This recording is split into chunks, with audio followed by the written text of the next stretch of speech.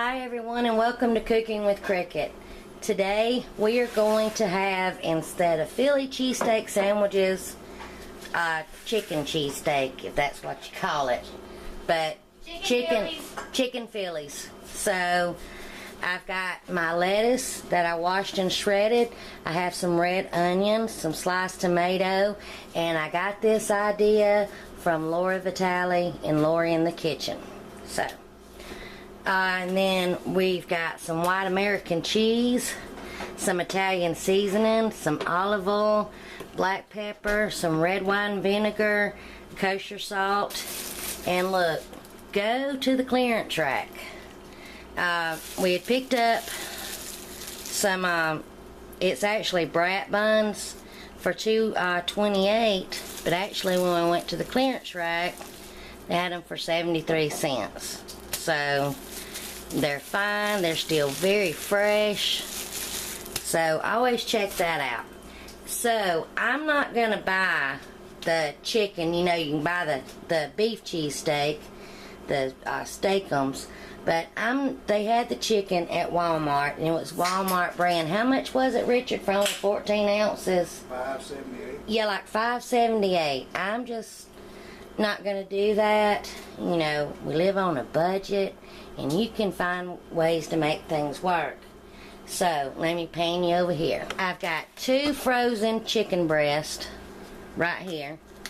Now I'm gonna just unthaw them enough where I can get them where they're stuck together. Just unthaw them enough and slice them, because on my food processor I'm gonna use this blade right here, the slicing blade.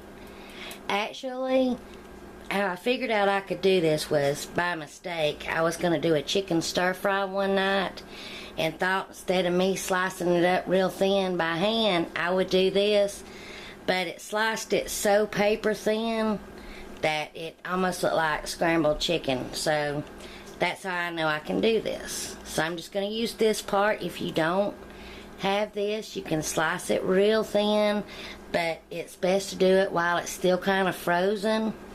Or you can buy it at the store already that way. But I'm going to try to save every dime that I can. I'm not going to show me chopping up the chicken because this food processor, I don't know why I've never had a food processor that made such a loud noise. It sounds like a jet engine taking off. It's so loud that actually it's that kind of loud noise that hurts your ears and just aggravates you. So I actually have to put some kind of ear protection on. I kidded my friend Emily and said I put in earplugs. Actually, I just hold a rag up against my ears or stuff them with something, because and then everybody usually leaves the room, but I'll quit going on how loud it is. But as soon as I get that chopped up, I'll meet you back at the stove. Alright, over medium to medium high heat, I poured a little olive oil in the bottom of my pan, and here's my chicken that we put through the food processor. See? It gets it pretty thinly sliced. So I don't want to cook this on real high heat just right yet, but it is on medium high. And I'm just going to stir this around and saute it up, and when it just about gets done, I will bring you back. Oh, and we did have to, it's still frozen as you can see, but I had to run a little bit of warm water, not real warm, kind of more, what's that word in between warm and cold? Lukewarm? Tepid or something like that. Anyway, to kind of get it soft enough to where my husband could just cut it in half so I could fit it through the food processor. And then I put it on 30% power in the microwave for 45 seconds. And then he was able to chop it in half. So you really want not partially frozen, but mostly frozen, just where you can get it to cut to fit through your food processor, or where you can easily slice it. But if all that made sense, and we'll be back when I go to season it up. Alright, my chicken's cooking right along, so I'm going to go ahead and season it up a little bit. I'm going to put some, of course, some pepper on it, and salt, and I use kosher salt.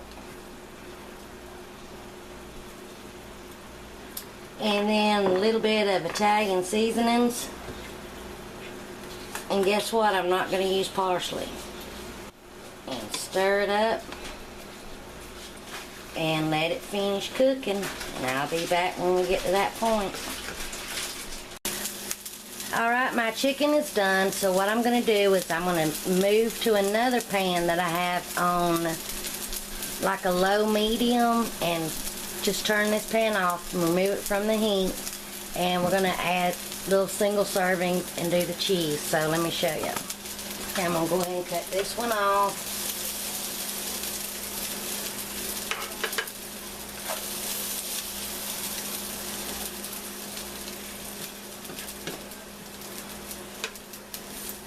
And this will be just to melt the cheese.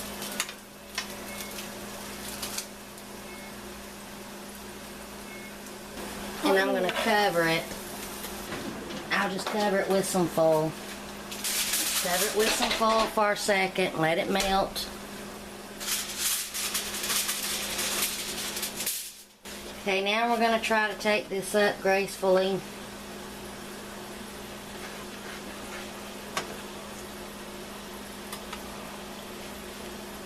Put it in the sandwich.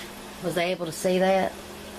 Put it in the sandwich, and then they can take it over to the table and put on their toppings.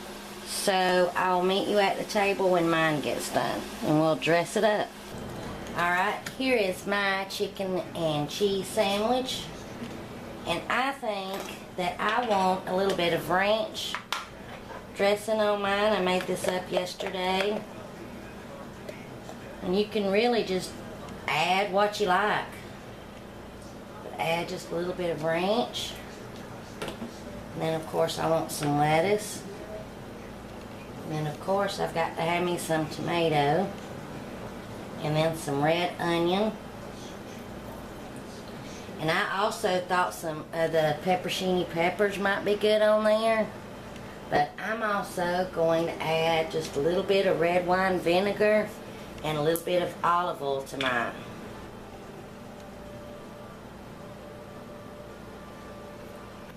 Finger over that. Let me see if I can close it up. Spilling everything, I'm losing everything. Look at that. Let me cut it in half.